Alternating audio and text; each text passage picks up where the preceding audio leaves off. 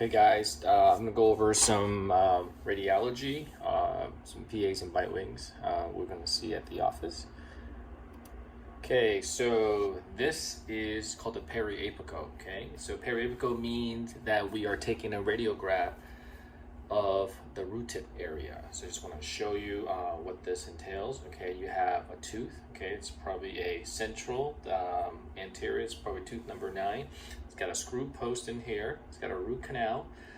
It's got a porcelain fused to metal crown. You can tell that this part here is metallic, and it's also got a little bit of a porcelain area here. So it doesn't. So this white part doesn't really shape like a tooth, except until this is baked on. So this is a porcelain fused to metal. This tooth also has a root canal. It's got a post space right there. This dark spot here is a radiolucency, okay, and you can tell this root canal just been completed, and it looks like it's got either a temporary filling or cord buildup.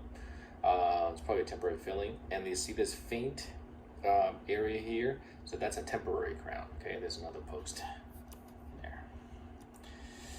All right, so this one, it's also another PA. You can tell that this tooth here has it's a crown. Okay, you can see the cement line right here. This is the core structure. So this is probably an Emax crown or a CEREC crown.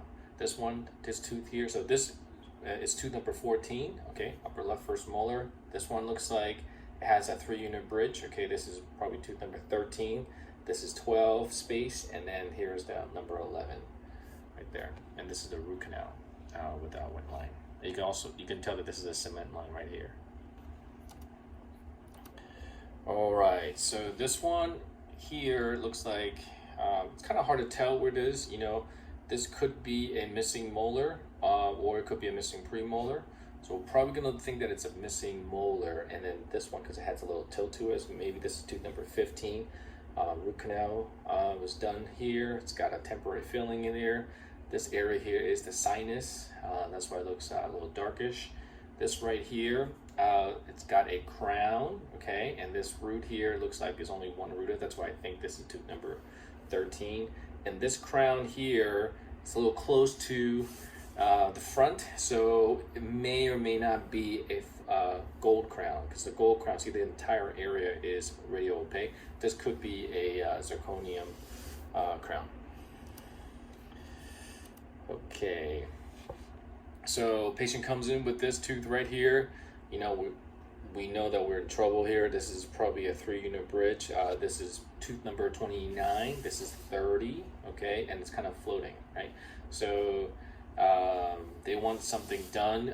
Maybe usually an older dentist will want to try and save this tooth. Basically what we're trying to do is we got to do a root canal through here and plug this area up, okay? So this is what happened. So they're gonna really need to go back to the general dentist and have a permanent restoration done as soon as possible, okay? And the other option really is extraction or a crown lengthening. Okay, so if you look at this tooth right here, you can tell that there's molars here, and then this looks like a premolar, okay? So now, if that's the case, so this should be tooth number 19, this is the 18, and this is 17. It's a 3-unit bridge. You can tell it's a porcelain fused to metal bridge. You can see this metal substructure here, and you can see a little bit of the porcelain on top, okay? This tooth has a post on one of the mesial root. This looks kind of weird right here. So it looks like there's maybe a patch of amalgam on the side here. This is a very poor tooth to save. Okay, this is a bite wing of an upper right. Okay, this is tooth number 2, number 3. These are probably amalgam fillings here. The little dark spot right here, that's probably the cavity. This one right here, these are all amalgam. Okay, and this one right here is also the same region. You see the root canal's been finished on this tooth here, and this is the temporary filling. Usually we would put a PTFE in there, but since this is a lot of tooth structure missing, we just put the whole wad of temporary filling there.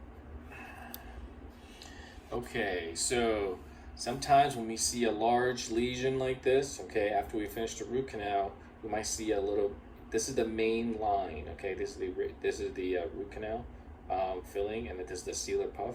And sometimes we'll see a little squirt of sealer that comes out of there. So we call this a lateral canal, okay? And the reason this happens is because there's a blood vessel that's right here, and when the nerve died, this area here disintegrated. So after we clean out the root canal and we use a sealer, when we push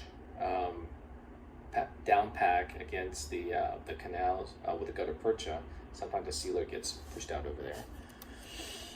Okay, and this usually happens to be more for teeth that are necrotic, okay, than a vital tooth. And the reason is the vital tooth here is that the soft tissue is harder to dissolve, and you most likely may not see the sealer puff. Okay, so this is an upper left, okay, it's probably tooth number 14. You can tell that here, this is bone right here. This is the sinus, okay, the floor of the sinus, okay, and then this looks like here, some dark spot in here, so it's got some furcation problems. All right, looks like upper right, okay, this is tooth number 2, tooth number 3, this is tooth number 4. You can tell that there's a cavity over here, and there's a cavity over here fairly deep, and this tooth is pretty much hopeless. It needs to be extracted. This we usually will be able to save it. It might need a little bit of a crown lengthening, and this one we will be able to save that. Okay, now let's move on to bite wings. Okay, so bite wings are meant to detect interproximal caries. Okay, they're meant to detect interproximal caries. So this is a fairly good bite wing, and the reason I say that is we call this a break the contact. You want to be able to see teeth right next to each other. You want to see a little faint line. Okay, so here overlapped a little bit, but it's because sometimes you can't break contact on all of them because some of the teeth are crooked, but for the most part it looks fairly good. Okay, so this is overlapping. You have two teeth, you can't see the space, and sometimes because you can't see the space, you really can't see the caries. Okay, so this is not a very good radiograph. Same thing, this one right here is completely useless. Okay, so you want to break. So if you hear someone says, "Hey, you need to break open the contact," when you take a bite wing, that's what we mean, because this is totally not diagnostic. You have a little wisdom tooth right here. The one thing to sort of give you a hint on which side of the radiograph should be. You see this right here? See, it kind of curves up like that. So what happened is you want to be able to see that curve that's going up. The teeth are always smiling, okay? So you don't see the line going up. If you flip this 180 degrees, this curve right here will be down. It will be a frown. So you always wanted to see a smile, okay, around it. That's how you would know the difference. Okay, so this is another bite wing. Not so good because we have this cone cut, right? So oftentimes, if you see something like this, okay, let's take a look, see where we at now. So this looks like a wisdom tooth, right? Kind of hiding the back here. So this is probably 17, 18, and 19, right? And this is probably 14, 15, and 16.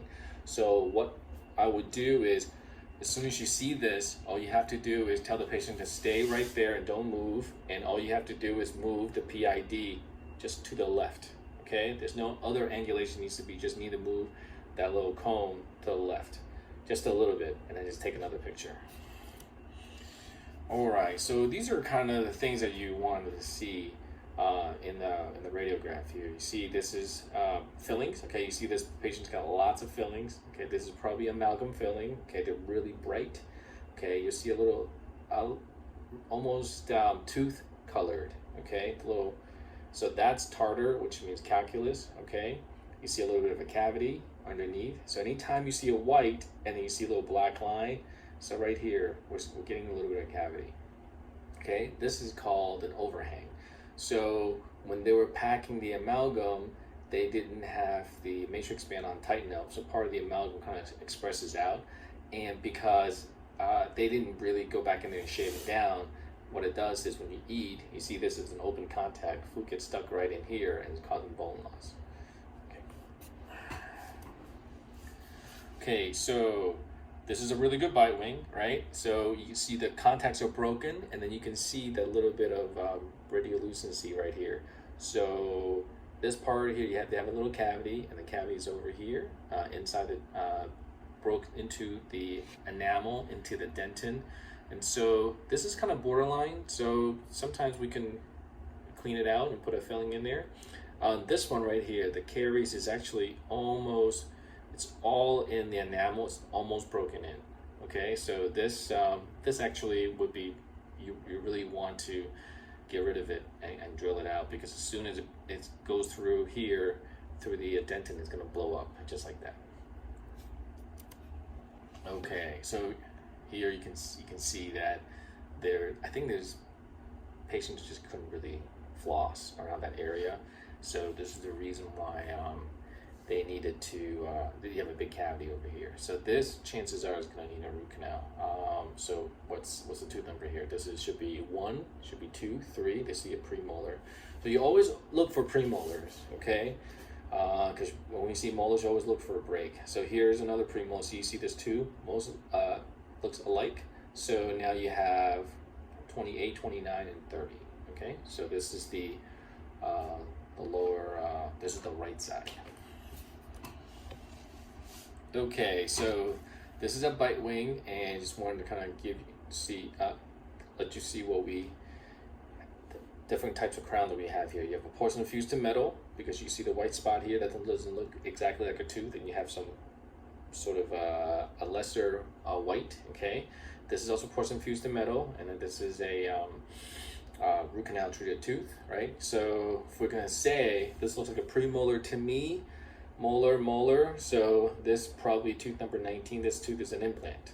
Okay, so it looks like it's a metal substructure, and it's also porcelain. Okay, so it's porcelain fused to metal. This is also porcelain fused to metal, and that. All right, so here another bite wing. You see this is called a 3-finger bridge. Okay, so these two are abutment, and this is the pontic. So when you lose a tooth and you don't want to get an implant, you don't have a space in the middle, they'll just drill down 2 teeth and hang a tooth in the front. Okay, the trouble is it's very hard to clean underneath here. You have to use some kind of a floss threader, and if you get a cavity on one tooth, which this is called an overhang, you see that? So food's gonna get stuck right over here, and when they use floss, which I'm sure they don't, the floss is gonna get caught here. So as soon as you get a cavity on one tooth, you're gonna end up replacing the whole entire bridge. Okay, right here, this looks like a gold crown. Okay, so you see how it looks like the entire tooth is wrapped around.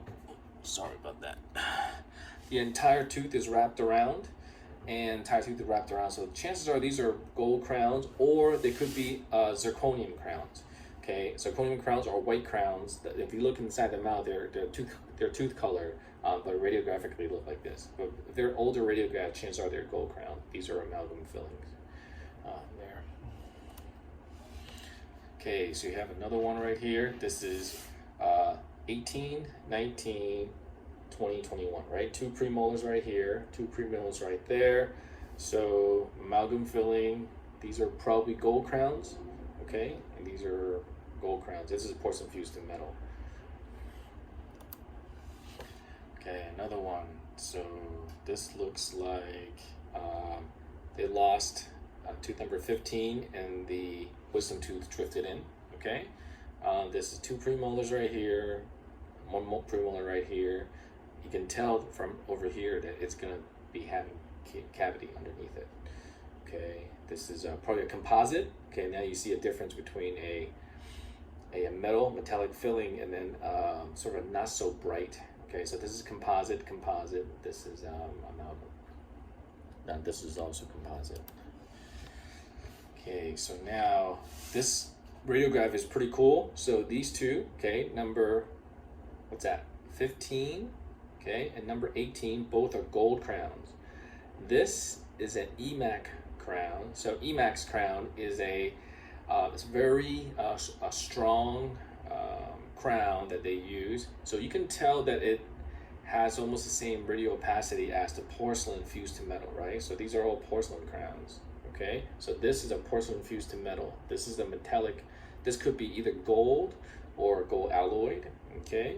So they adapt to the tooth structure really well, and they have a porcelain that's baked on top of that.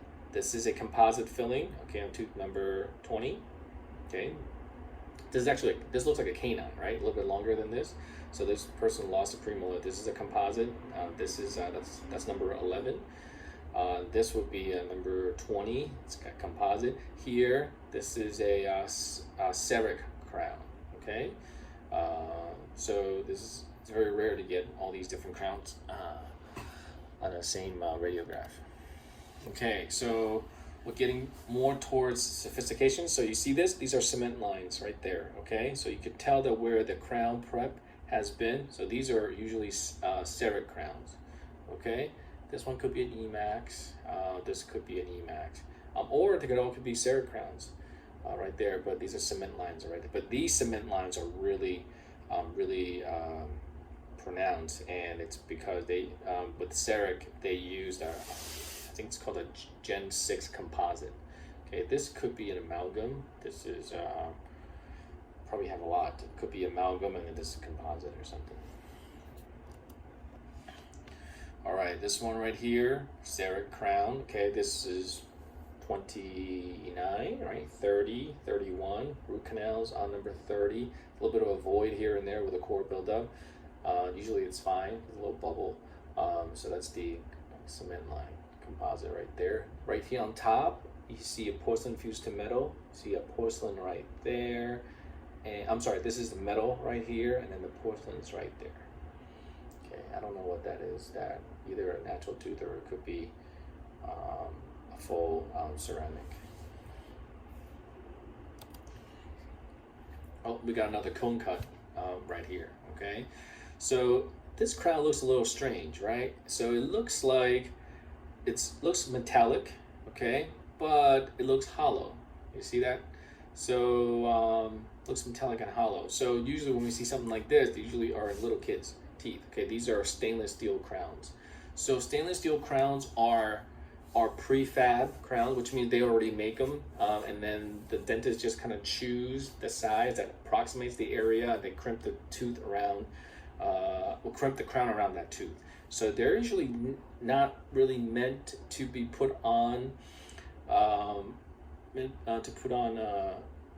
adult teeth, which right over here, I think they did.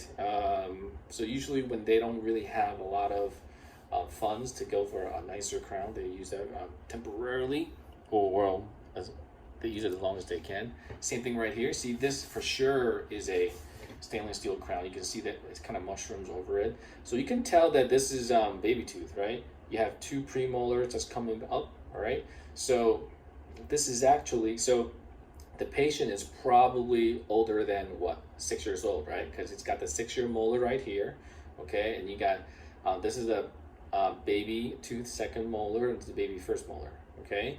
And you can tell that the premolars are coming up and these roots are being resorbed. So this will be popped off in a few years, but it's already having a cavity there.